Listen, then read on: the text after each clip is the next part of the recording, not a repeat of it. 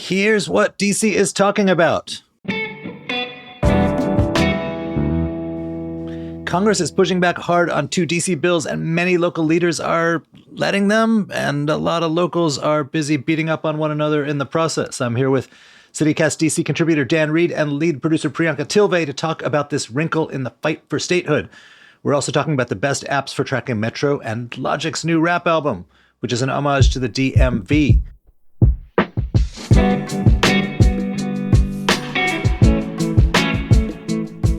Today is Friday, February 17th. I'm Michael Schaefer, and this is CityCast DC.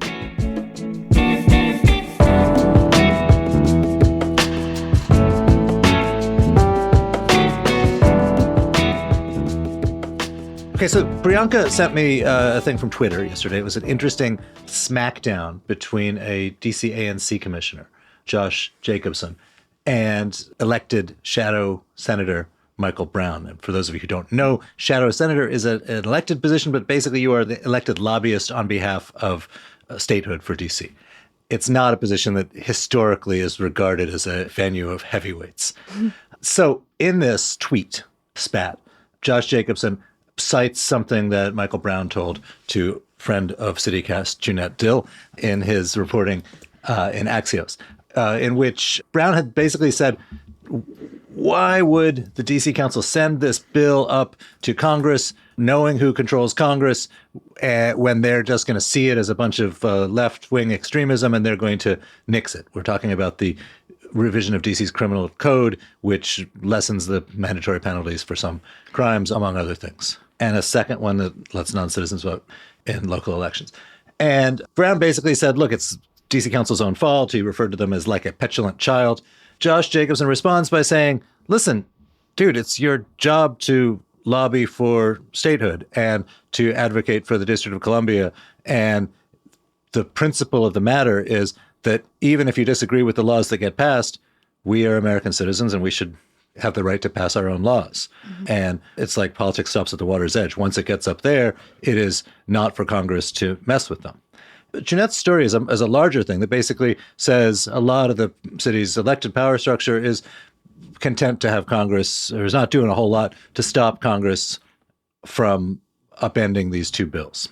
And it gets into an interesting thing of like the principle of the matter, which is we should have home rule. We should have the same rights as other American citizens. If people from Florida want to pass a bunch of boneheaded laws, the rest of the country doesn't get to stop them. And same should go here. Against a sort of more pragmatic view of like, listen, why do we want to poke the bear up there? These are people who the city, for better or worse, has to rely on for quite important budget things that really are the difference between poverty and desperation for a lot of people. It's an institution the city has to rely on for all kinds of things. The bigger picture is we're at a moment in DC where there are elements in the council who are very ambitious about passing legislation that's quite progressive and that is not, in fact, unanimously supported in DC. That's fine. It's a democracy and they prevail. But when something is, in fact, quite divisive, like the criminal justice revision, which the mayor vetoed and then the council overrode her veto, it's going to make the politics of managing the Hill much, much, much, much, much trickier. So we're in this sort of like, on the one hand, it's like a stupid Twitter fight. On the other hand, it actually is one that says some fairly deep things about the DC condition. It kind of reminds me of the seemingly one-sided conversation that Mayor Bowser has had with the president about bringing federal workers back to work. You know, the message, at least for me, has been President Biden, bring these people back to work so we can have more business and energy downtown. And it's kind of left me wondering, like, isn't there more that you could do than just sort of get on the bully pulpit? It feels like it's unclear what the end goal is. Yeah, I mean, I think that it's interesting to see how the mayor is usually such a vocal proponent of statehood. Obviously, I mean, that's like a huge part of her job to push for statehood for us. But she's been really, really silent on this one. And I just think it's very convenient.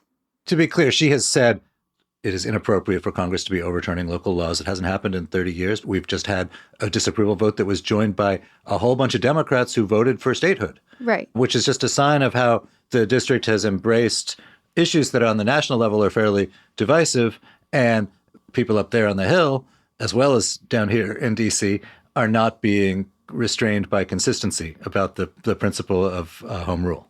Sure. But I do think that we have seen so many times when Mayor Bowser really goes at it, and she's very, very vocal about how Congress needs to stay out of our business. And in this case, I just feel like she's been very conspicuously quieter.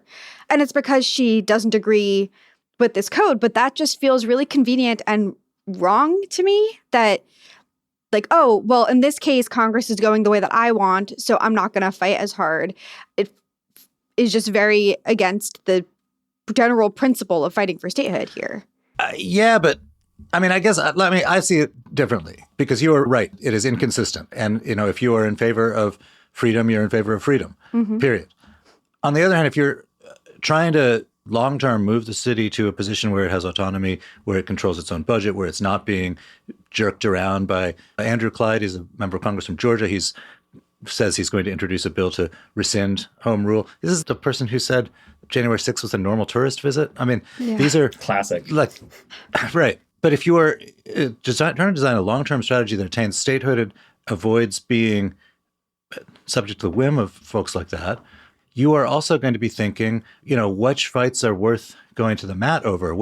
How do I preserve and expand the reputation for a responsible stewardship of the city? It's hard to go to the mat for bills that you yourself think are irresponsible. And, I think if you look back at the sweep of American history, yes, states are empowered to pass completely boneheaded legislation, and many are doing so right now. A bunch of places that were territories that sought to become states, that sought to attain statehood, that kind of restrained some of their impulses around that. Like the territory of Utah, various things were promised in order to basically restrain the Mormon reputation that Congress looked down on. This is not unprecedented in the scope of American history. That doesn't mean it's just. But I do think one of the things the local media in Washington sometimes miss is the degree to which some of the bills coming through council are actually pretty radical or progressive in the context of the entire country of the United States. Yeah, I think hearing you talk about it, what really crystallized for me is that my problem isn't necessarily Michael Brown's initial tweet, the initial point he was making, which is he's arguing that the council is being too left-leaning and that we're never going to get those kinds of things passed through this Congress, which is kind of a valid point. And I guess what he's saying is, as long as this structure is in place, as long as Congress needs to be the one to sign off on our laws, maybe we should be making laws that actually are going to get passed, I wouldn't have a problem with Bowser saying that, or you saying that, or a member of the DC Council saying that. Michael Brown, we pay for the guy's office so that he can lobby for home rule. He's the one person who really shouldn't be able to say that. Right, which is exactly what I was trying to get to. I completely agree, or not completely agree, but I see where he's coming from. I do not think he should be saying that publicly. He is supposed to be the champion for statehood, and that's his role. And I think it's a little bit ludicrous that he went to a reporter and made this very vocal point against the council and kind of against statehood.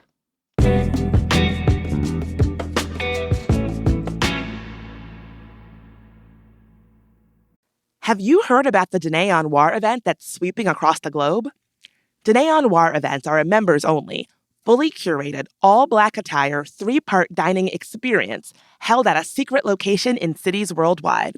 Part fully immersive dining experience, part art and business networking opportunity, and part community fundraising event supporting 2 arts programs and a small business development nonprofit in each of the host cities, Dîner en Noir events are a fun, elegant, not to mention memorable way to support your community.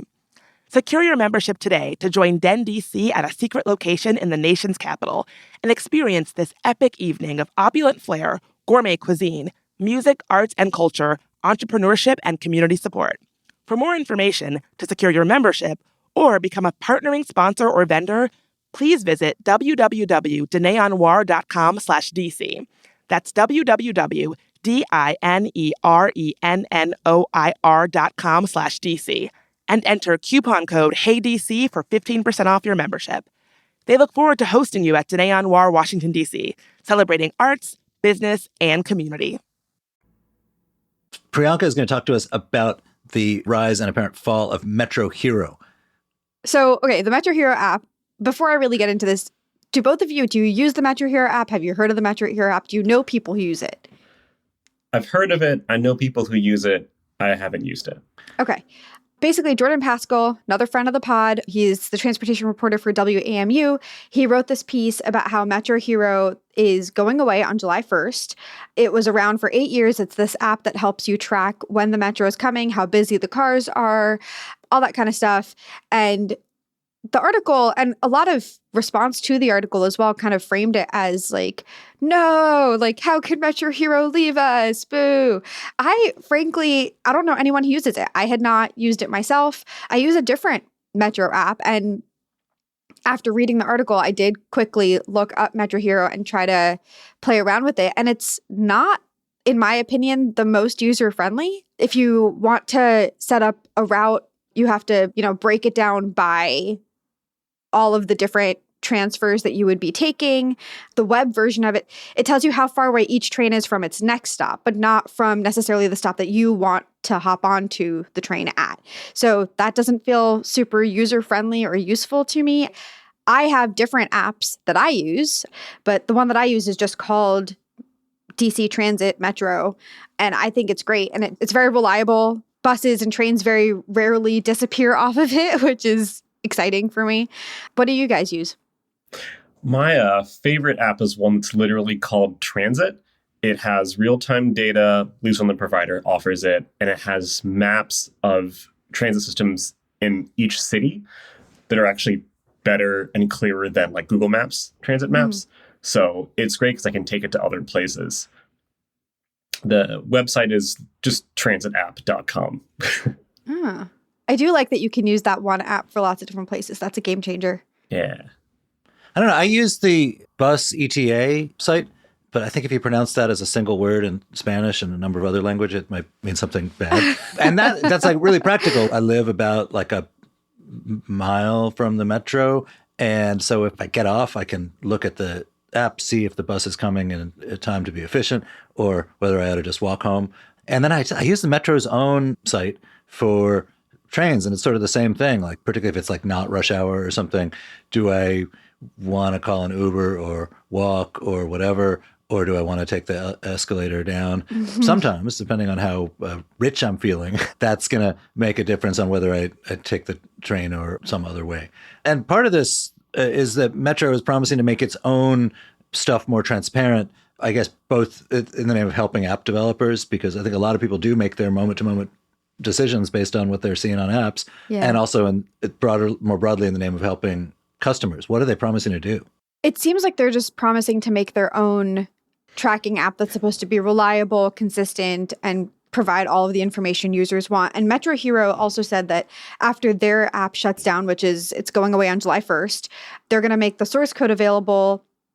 And the creator of it was like, I hope someone, hint, hint, Metro, actually uses the source code to make something that people want out of it.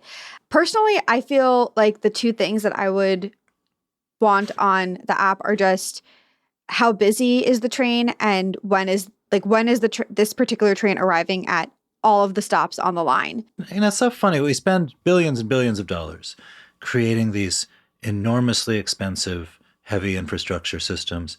And a lot of the things that determine whether people are going to use them are really like comparatively cheap and around the margins. Like, is there good transparent data on when the next train is coming that an app developer can then turn into something useful for you that will help you make up your mind? Is there an escalator at the place you want to leave the station, or is it 2 blocks away? Things like that. And, these are pennies on the dollar in comparison. But really, I think if you just think of your own day-to-day life, is there a bike share stand at the metro that you are going to, or near the place that you're leaving from in order to get to the metro? That's another plug for the transit app. They have bike share, scooters, Uber and Lyft, like all of the things are in one app. So it makes it even easier to plan a trip that has like multiple modes in it. All right, hey, Dan, let's plan a trip to College Park, or at least musically to College Park via the new album by Logic. You want to talk to us about it? Yeah, so Logic, for those who don't know, he's a mixed race rapper from Gaithersburg who got very big a few years ago, then announced his retirement, and now he's back. His new album that comes out this week is called College Park, and the album cover is a map of the Green Line, There's a song on it called Gaithersburg Freestyle. Another song title is literally the exact longitude and latitude to College Park. So there's a lot of local references on the album. I love that. I don't think that I know of a lot of artists that dig into their home roots quite that way, particularly suburban roots. I feel like you hear a lot of people rapping about like Brooklyn, right? I mean, obviously Jay-Z comes to mind, but not that many rapping about their hometowns that are outside of cities. And I think that's kind of sweet. Yeah, I think Mike can probably school us both on this, but I feel like there's a long history of DC musicians referencing places in DC. I think of like the Blackbird song Rock Creek Park, for instance, but not quite as many about like outside of DC. Mm-hmm. I don't have a whole lot of suburban references that I can think of. Although, I mean, just again, looking at purely as a matter of math, it's a region of about 6 million people, and the vast majority of them do not live in the District of Columbia. And given the real estate market, I think the District of Columbia is probably a place where it's not so easy to survive on a musician's income. So maybe thanks to gentrification, we'll actually start seeing more references to places in the region that don't have quite a bohemian reputation. Yeah, next up, there's going to be an album called Fairfax. You know, it's not that far off. There was a song in the 90s called Arlington by a band named Emmett Swimming that got kind of big, and it describes like a much grungier, hipper Arlington, ironically than the one we have today. But if you're looking for other suburban references in current music, I guess I don't know if you could call them a rock musician. They mix a lot of different genres. Spring Silver is a musician from, surprise, Silver Spring, who just went on tour with Bartees Strange, who is another DC area-based musician who's gotten really big in the past couple of years. And Red Veil is a rapper from Prince George's County. He's really young. He just turned 19, or he's about to turn 19, I'm sorry. And he came out with a song last year called PG Baby, which talks about Largo, where he grew up. I love that. I mean, in that case, he's kind of launching with this homage to his roots, and that's also really nice. I just love to see all this pride, hometown pride. Regional hometown pride. Wait, Dan, what would you make your song about? I mean, probably about Silver Spring, but, you know, someone's already taken the name. I loved finding out that Fleetwood Mac did a song called Silver Springs way back in the 70s. I was disappointed to find out that Silver Springs is just a reference to a sign on the Beltway that Stevie Nicks saw when she was on tour, and that she uses it really as a metaphor, not about the place itself. It's something. I'll take it. I don't know. I just listening to the morning traffic report. There are places that like 90% of people never go to other than when they listen to where the traffic is, news and weather and traffic and weather together on the 8s. So I don't know, maybe I would call my song Woodbridge on the Occoquan. When I was growing up, Glebe Road was this like magical, mystical place to me because all the traffic reports talked about it. And I just assumed it was this like very important, significant location. It has a kind of Wizard of Oz sound about it. I changed my mind. I'm going to make my song Glebe Road.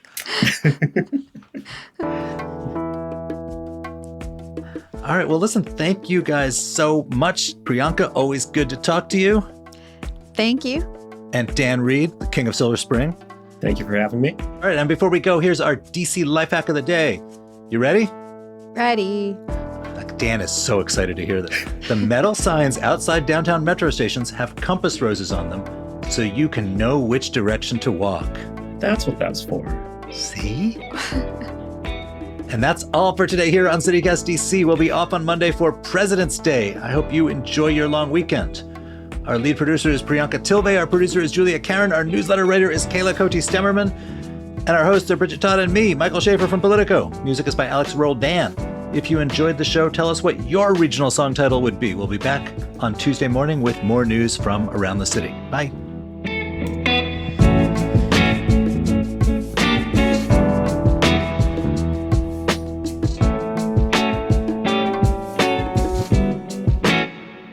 Well, you know, just so you know, the DC government, in a much less controversial thing, is in the midst of something called Alley-palooza right now, where a bunch of alleys are being repaved. One of them is the alley behind my house. It has been very noisy all week, but right now they haven't started yet. So hopefully we can go as fast as possible so that Dan will be the only one with outside noise interference.